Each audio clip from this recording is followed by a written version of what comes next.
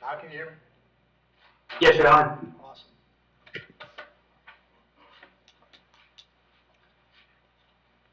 All right, good afternoon, folks. My name is Hitzemann, County Court Judge here in Hernando County. You folks are here for your first appearance.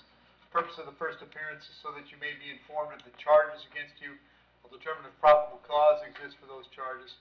Probable cause simply means it's more likely than not that a crime has occurred, more likely than not you're the person who committed that crime. Of course, as you stand before me this afternoon, I presume that you're innocent of these allegations. That presumption of innocence will stay with you through every stage of the proceedings unless and until the State Attorney's Office is able to prove the allegations against you beyond and to the exclusion of a reasonable doubt. We'll set your conditions of pretrial release this afternoon. That is your bail, your bond. In most cases, you've had a bond set already pursuant to the bond schedule here in the 5th Judicial Circuit, or the warrant which led to your arrest. I'll determine if that bond should be raised or lowered or left the same, or whether there'll be additional conditions of pretrial release placed upon you. We'll let you know when your next court date will be. If you'd like to have the services of the public defender, I'll gladly appoint the PD to represent you this afternoon. You do have a right to have contact with folks on the outside, family, friends, counsel. Finally, and most importantly, you're advised that you do have an absolute right to remain silent with regard to the facts which surround your arrest. I encourage you to do that. These proceedings are being recorded. In addition, there is an assistant state attorney in the courtroom with me. If you say something that tends to incriminate you, they will use it against you in the prosecution down the road. I now need each and every one of you there at the jail to please raise your right hands and be sworn. You all solemnly swear, affirm, tell the truth, whole truth, nothing but the truth? Outstanding. When you hear your name called, you can step forward. Karen Fugate. Fugate, come here. Moving on.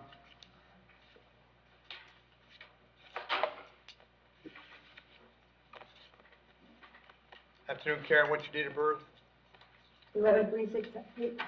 Karen, the charge is possession of controlled substance. There's probable cause for the charge. As to that charge, you wish to represent yourself. You're going to hire private counsel. Would you like me to appoint the public defender? I have private attorney. Very good. State, any history? Yes, Your Honor. She has 3 prior possession of controlled substances, a possession of medicinal drug without prescription, and paraphernalia 2014. She also obtaining controlled substance by fraud in 2011, another 4 counts of possession of controlled substance, as well as paraphernalia in 2011, and she also has a petty theft and resisting merchant in 2005. All right. And Karen, I have an address for you on West Cardinal Street in Homosassa. Is that where you live? Yes, sir. How long have you lived there? 15 years. Are you working these days? No. I'm going to set your bond at $1,000. I'm going to have you back in court on September 26th. Very important that you share that date with your attorney, okay? Okay. Thank you. Thank you. Miate Turbenes? And Your Honor, the victim's present and wishes to be heard. Okay. Dixon, on that first one, was the PD appointed? No, private. Okay, private. Good afternoon. What's your date of birth? 7/20/80. Charges battery being domestic in nature. There's probable cause for the story, for the charge. As to that charge, you're going to represent yourself. You're going to hire private counsel. Would you like me to appoint the public defender? Public. Sorry, pardon me? You got to speak on public defender. I'll appoint the PD. State, any history? She's had a drop battery in 2021, Your Honor. All right. And Mr. Cepetis, you want to come forward?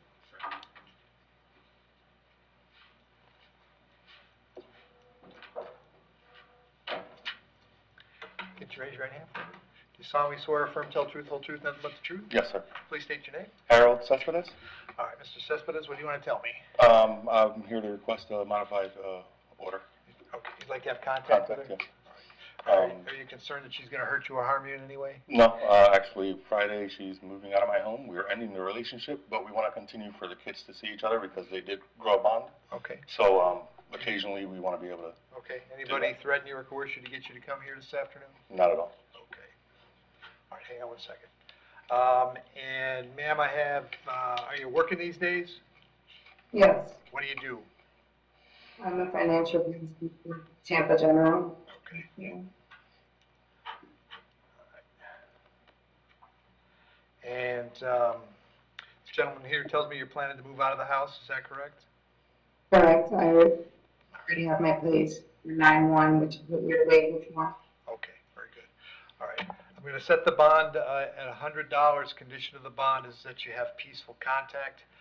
It's always a crime to touch this gentleman any way he does not wish to be touched. It could be a violation of your conditions of pretrial release if you so much as raised your voice and I found out about it, okay? So that's for you too, sir, that if anything happens that makes you feel concerned, you should call 911 just like always. They'll come as fast as they ever would. Okay. Ma'am, you'll be back in court on the 2nd of October. Make sure that you contact the public defender's office when you get out, okay? Sure, sure. Thank Thank you. you. Okay. Thanks. Should we take it back to this? Bernhardt, thank you. I'm good. Ragnar? Yeah. Yep. Jonathan Bourne? Nope. Board. Hitzemann, Your Honor. Okay.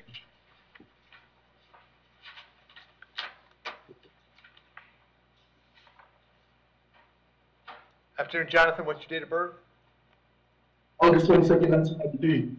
Jonathan, you're here on a warrant that was signed by Judge Merritt. He found probable cause for a violation of probation.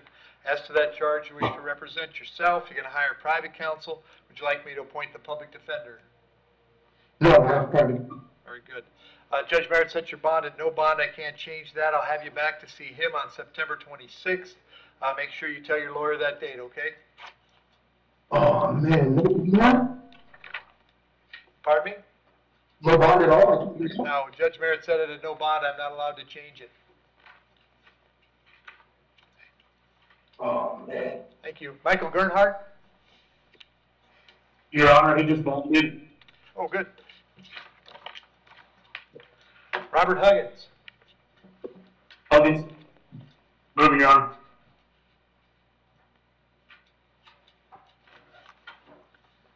Afternoon, Robert. What's your date of birth? 11/29/1993. Robert's charged with battery being domestic in nature. There's probable cause for the charge. As to that charge, you wish to represent yourself. You're going to hire private counsel. Would you like the public defender? Public defender. I'll point the PD. State. Your Honor, he's had a prior disorderly conduct and an affray that were dropped in 2007, 2005 as juvenile. And Robert, I have an address for you on Darby Lane. Is that where you live? Yes, sir. How long have you been there? About a year. And is that where Miss Williams was living too? Yes, sir. Okay. Are you working these days? Yes, sir. What do you do? Do security.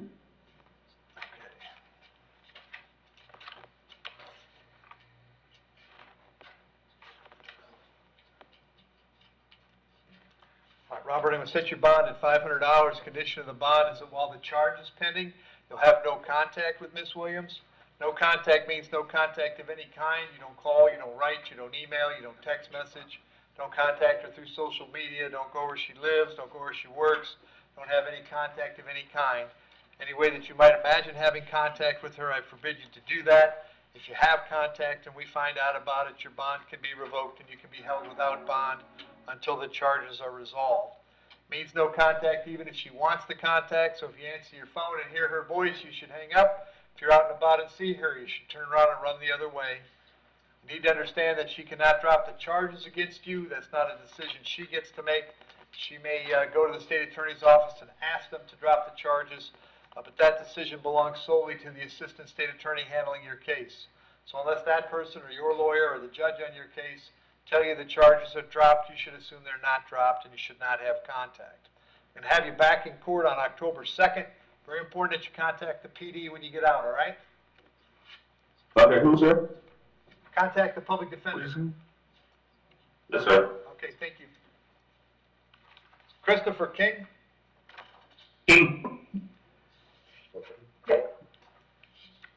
Moving on.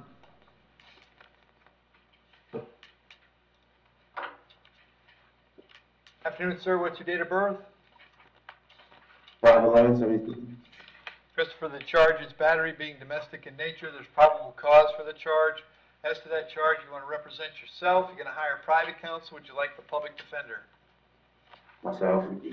Okay, state. He's had 4 prior driving on suspended charges in 2023, 2021, and 2 in 2020. He's also had another driving while suspended in 2012. He's had a drop battery in 1998, as well as carrying concealed weapon in 2008.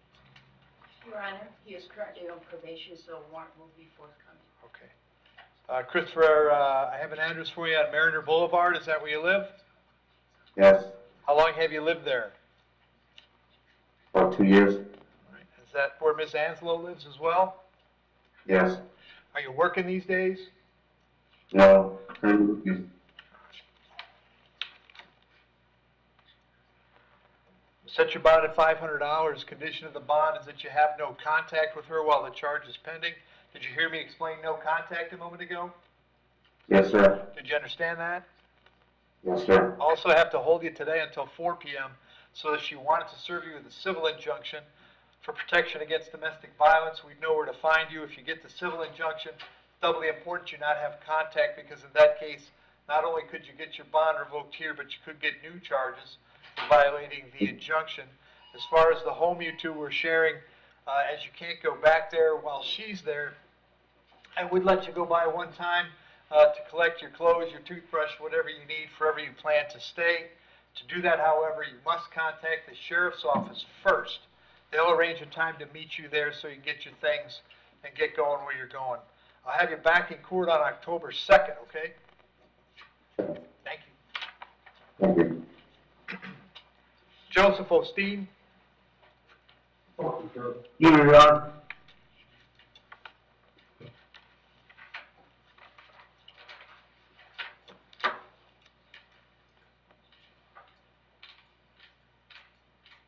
Hello, sir. Afternoon, sir. What's your date of birth?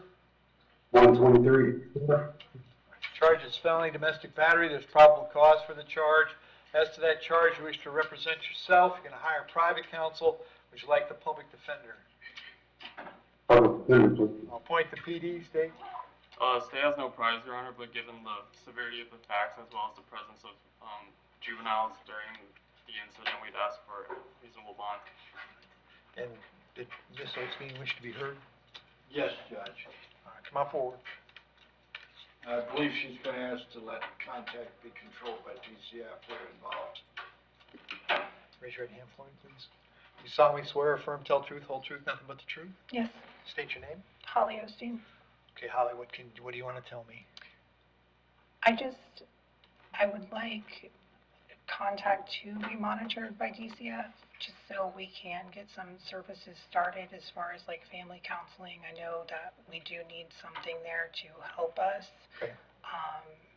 Obviously, something did happen. I'm not going to try to deny that, but we do. Hard to deny right now. We do need some kind of help there, and if there is absolutely no contact there, it's going to be hard to get those services in place. Okay, and you've had DCF in contact already? Yes, DCF is already involved. There is a safety plan in place. Okay. All right, hang on. Okay. They are concerned about me dropping or asking for contact because they are saying that I'm not being protective if I ask for the no contact to be dropped completely. They're saying that I'm, not being protective, and I'm not saying that I'm going to allow him around the kids. I'm not saying that I'm not following their safety plan. It's nothing like that. I'm not going to allow. And that, I mean, just so you know, with them in your life, exactly that. By asking me to allow contact to be determined by whatever they're telling you guys need to do, then that's what you have to do. If you tell them that you're going to try to give them the heave-ho, they're going to move to shelter those kids as fast as you can blink an eye, okay? Which means take them away from both of you. Right. So I hope you understand that I'm 100% on board, but understand that means you have to be 100% on board with working with the folks at DCF. Because their primary concern is not you or Joe, it's the kids. And so they'll put that in front of you guys every time. If you want to work with them and you're going to live your lives by the safety plan, then you can make some progress, absolutely. But you understand that you can't walk out the door now and say, forget it, and just go off on your own. Once they're in, and they're not out until they're ready to be out, okay? Right. Okay. And Your Honor, could the state at least ask for no contact until DCF comes up with something more concrete? Well, that's what pursuant to DCF means. Unless DCF is saying contact, then there isn't any. And that's exactly what that means. Yes, Your Honor. All right, and, hang on, Holly. Joe, you were living on Will Payne Road, is that correct? Yes, sir. And you working these days? Yes, sir. What do you do? I run a laundry wash and washing. Okay. And Judge, just so the court's aware, he has another residence. He has a different residence that he's gonna be at. Right. All right, 'cause, and that's the other thing, obviously, Holly, and I think you understand that, I don't want him coming home. Right, he has Okay. another place to, Okay. he's gonna be staying with his dad in Zephyr Okay, Hills. very good. All right, so Joe, I'm gonna set your bond at $2,000. Condition is that any contact between you and Holly will be pursuant to terms and conditions that the Department of Children and Families may set, now that they are involved in your life. I do not want you living at Will Payne Road, so you're not gonna go there. You obviously apparently have, someplace else to go. As things progress with DCF, then the contact can change as they think it's appropriate to change and how it's appropriate to change. You'll also, with the folks at DCF being involved, you'll wind up being in front of a circuit judge on that. And that judge can change things. This is just to get you started. And then this criminal case, of course, is gonna progress. That possibly be another different judge that you're dealing with. This will be it for me, but you guys, will be in the court system for a while now, all right?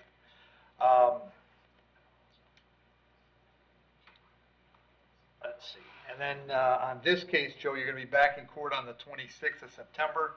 I would recommend, Holly, that you stay in contact not only with DCF, but with the folks at the state attorney's office, so they know what's up, what you're doing, and what the plan will be going forward with the criminal case, okay? All right. Sir. All right, so September 26th, Joe, thank you, Holly, good luck. Thank you. Thank you, sir. Yep. Danny Yauger? Sir, Your Honor.